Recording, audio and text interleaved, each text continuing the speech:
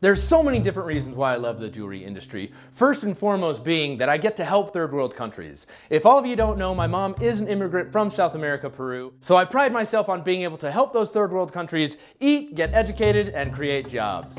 People think that there's a hoard of diamonds that they kind of let out gradually so that they can inflate the price of diamonds. Is there a stockpile of diamonds? Maybe, but I know that they're not going to be gem quality. Those diamonds are going to be industrial strength diamonds that are used for industrial purposes like diamond drill bits, diamond blades, and electrical components because diamonds are the most conductive crystal known to man.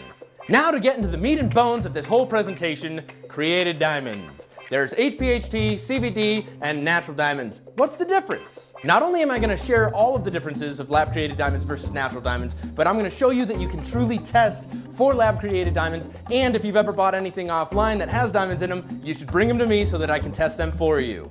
Type 1A diamonds are going to be the majority of diamonds that are mined naturally. They're going to have impurities like nitrogen or boron or some other chemical properties that make them not gem quality. Type 2A diamonds are pure carbon. They are going to be without any impurity. Type 2A diamonds are going to be the majority of gem quality diamonds, but they are the minority of all diamonds that are mined. There's only 2% of Type 2A diamonds in the world. A wide variety of natural and also clarity enhanced diamonds are hitting the market today. I don't want you to have to buy a diamond that's lab created or clarity enhanced where it's not going to hold its value. That's the whole point of this presentation. CVD diamonds, chemical vapor deposition.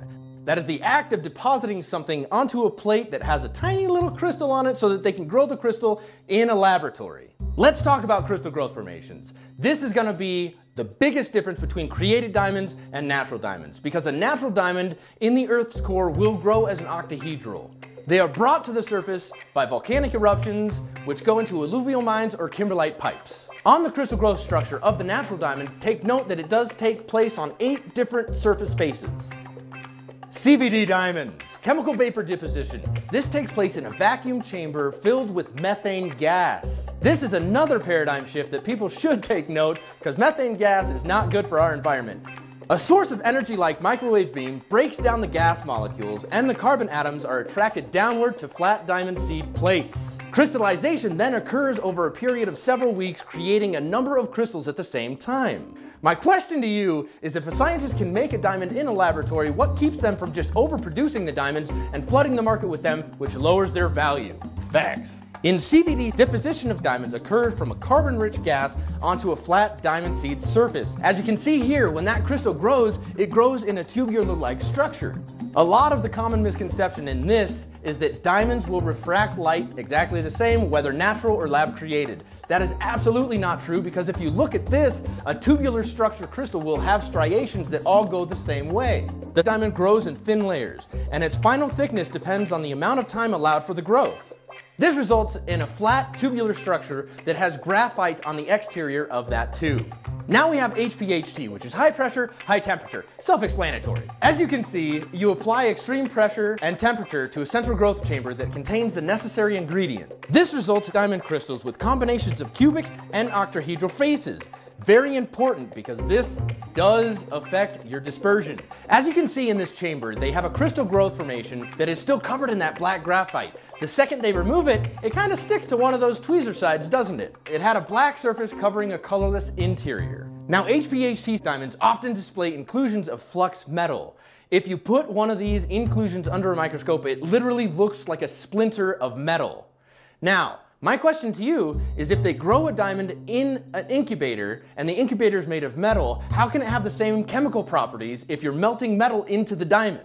Facts. Most natural diamonds grow as octahedra, like the right-hand side, but HPHT, which is right in the middle and typically show a combination of cubic and octahedral faces are completely absent in the CVD diamond. Take a look. That tubular structure has the striations in the crystal growth formation that will not reflect light the same as an octahedral diamond. Fact. The dotted lines on that HPHT diamond represent the position of seed crystal on the HPHT diamond and the edges of the crystals on the CVD diamond.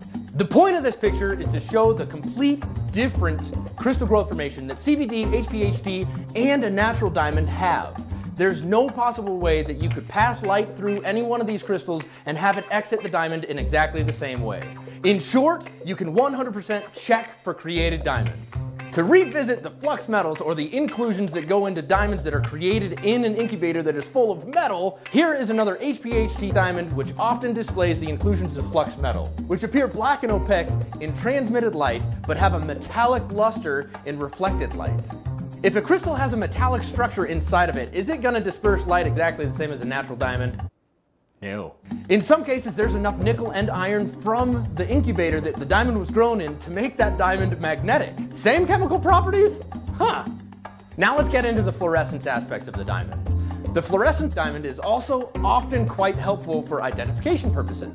It is often stronger under a short wave than a long wave ultraviolet lamp. It can display a distinctive pattern.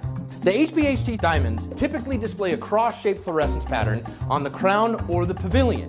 In short, this is the second thing that is a foolproof plan of identifying a lab-created diamond versus a natural diamond. You just hit it with some ultraviolet light, it ricochets the light completely different because of the crystal growth formations that we just talked about. You can test for lab-created diamonds. Now let's talk about the GIA. This is a little bit of a plug for the GIA because they truly do identify lab-created diamonds, but this is also a plug for you independent jewelers so that you can get the machine like I have right here and test them yourself. It's 100% foolproof identification with light, ultraviolet light, and spectrometry. The Diamond View imaging system enables GIA to view telltale growth patterns. Even on the GIA.edu, it will tell you that there is a growth pattern difference between natural diamonds and lab-created diamonds. The resulting faceted gems often display visual features, such as color distribution, fluorescent zoning, and grading patterns related to their cross-shaped growth sector structure, as well as the presence of occasional dark flux metal inclusions, which make the diamond magnetic.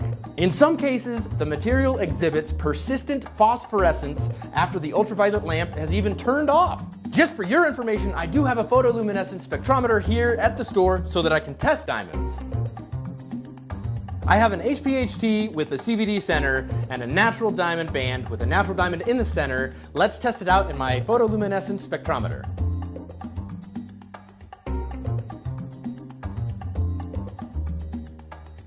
To end this presentation, I just really want to talk about the patterns that I see in the industry. The first pattern is cultured pearls. The second that cultured pearls hit the market, they had a price point that was about 30% less than natural pearls. But now, if you look at the cultured pearls prices, they are a lot less than when they first hit the market. The second pattern of this industry are the synthetic gemstones. Rubies, naturally, are higher price per carat than diamonds even are. But if you get a synthetic ruby, it's going to be a lot less, probably 1/10 the cost of a natural ruby. Right now, lab-created diamonds are about 30% less than real diamonds, but lab-created diamonds are going to drop in value tremendously.